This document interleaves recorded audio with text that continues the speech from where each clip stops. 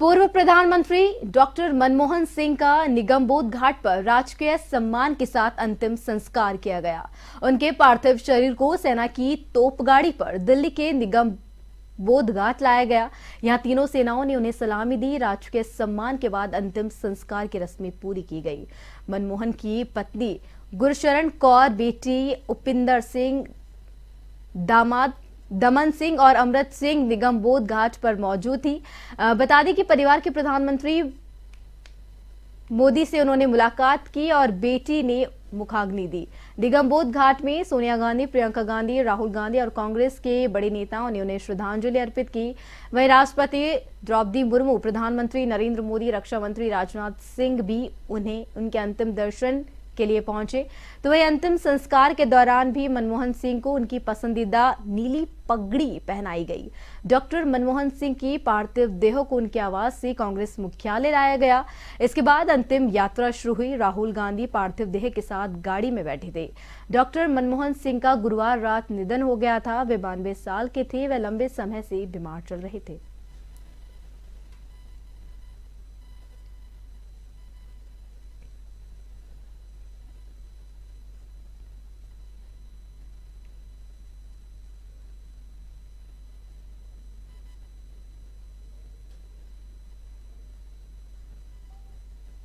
ये एकजुटता जो है वो आज नजर आ रही है और इसी सिलसिले में आगे अलका लांबा जी से बातचीत करने का प्रयास करेंगे। मैम, क्या कहेंगी अंतिम यात्रा जो बिल्कुल अंतिम विदाई सरदार डॉक्टर मनमोहन सिंह जी को देने के लिए पूरा कांग्रेस का परिवार और देश सड़कों पर उमड़ा हुआ है।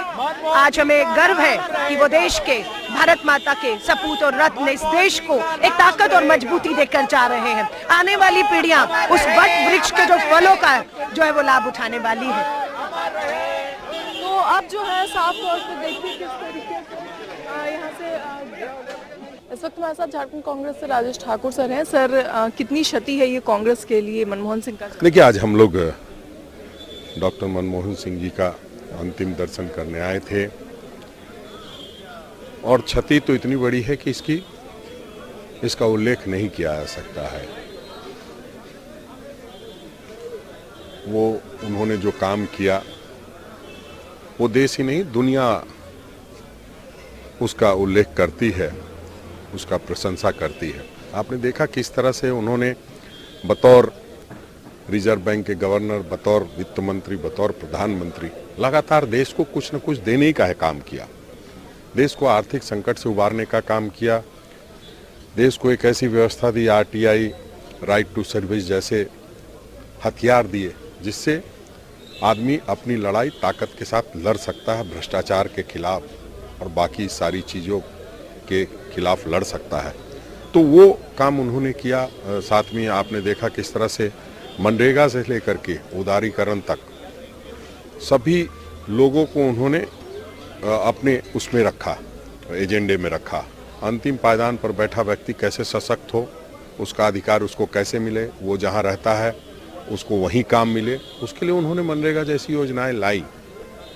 और निश्चित रूप से ये पार्टी के लिए नहीं, पूरे देश के लिए, दुनिया के लिए क्षति की खबर है। और उन्हें सिर्फ देश में ही नहीं, पूरे दुनिया में लोगों ने किस तरह से सम्मान किया, आप लोगों ने देखा। सभी देशों के लोगों ने उनको नमन किया। कांग्रेस जगह की मांग कर रही है जहां पर उनका अंतिम संस्कार होता और वहीं पे उनकी जो है समाधि होती। इसे लेकर लेटर भी लिखा गया मल्लिकार्जुन खड़गे द्वारा। लेकिन क्या लगता है, क्यों इस पर किसी तरह की कोई सरकार ने? बहुत दुर्भाग्य है। वो सिर्फ कांग्रेस के प्रधानमंत्री नहीं थे, कांग्रेस के नेता नहीं थे, वो देश के प्रधानमंत्री थे, आरबीआई के गवर्नर रहे थे। आज भी जो नोट का चलन है वो उसमें उनके दस्तखत है। वित्त मंत्री के रूप में काम किया। इन सारी चीजों के बाद और एक जो प्रधानमंत्री को ड्यू रिस्पेक्ट मिलना चाहिए वो तो मिलना ही चाहिए था। अगर नहीं मिल रहा है तो हम समझते हैं ये ठीक नहीं है। हमारे राष्ट्रीय अध्यक्ष आदरणीय मल्लिकार्जुन खड़गे जी ने इस ओर ध्यान आकृष्ट कराया था। अब किसकी कितनी समझ है वो तो वो समझेंगे, लेकिन हम ये समझते हैं कि उन्हें एक ड्यू रिस्पेक्ट मिलना चाहिए और कोई भी जो प्रधानमंत्री रहे हैं उनको मिला है तो इन्हें क्यों नहीं, जिन्होंने सब कुछ देश को देने का काम किया, 10 वर्षों तक लगातार प्रधानमंत्री रहे। इसमें कहने की बात नहीं है, उनको करने की जरूरत है। निश्चित रूप से उस पर कुछ न कुछ करेंगे, ऐसा मैं समझता हूँ। मांग जारी रहेगी इसे लेकर? ये देखिए, आज अंतिम संस्कार का दिन है, इस पर बहुत कुछ कहना ठीक नहीं होगा। हम नहीं चाहते कि इस पर कोई राजनीति हो, लेकिन अगर जो लोग करने वाले हैं वो चाहते हैं तो वो अलग बात है, लेकिन इसमें राजनीति होने की जरूरत नहीं थी।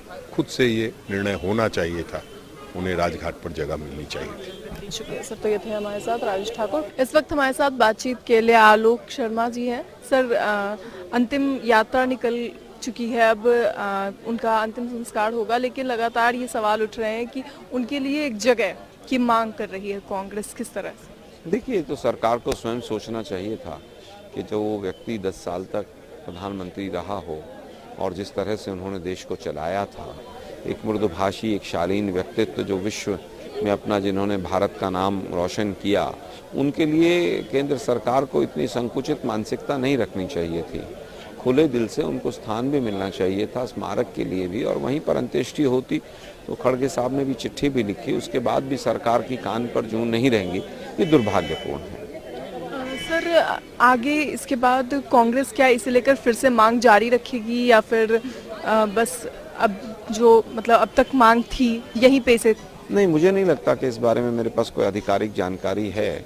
वो तो हाई कमांड तय करेगा, खड़गे साहब या कांग्रेस पार्टी तय करेगी कि क्या करना है, और कोई अगर वहाँ से कोई निर्देश आएगा तो हम आपके चैनल को ज़रूर बताएंगे। सर, कांग्रेस के लिए कितना जो है वो नुकसान, क्षति है? देखिए, कांग्रेस के लिए नहीं, पूरे देश के लिए ही एक अर्थशास्त्री चले गया, एक बहुत अच्छा मृदुभाषी एडमिनिस्ट्रेटर चला गया, पूरे देश के लिए ही क्षति है, और कांग्रेस पार्टी के लिए तो खास तौर पर। सर, तो ये थे हमारे साथ आलोक शर्मा।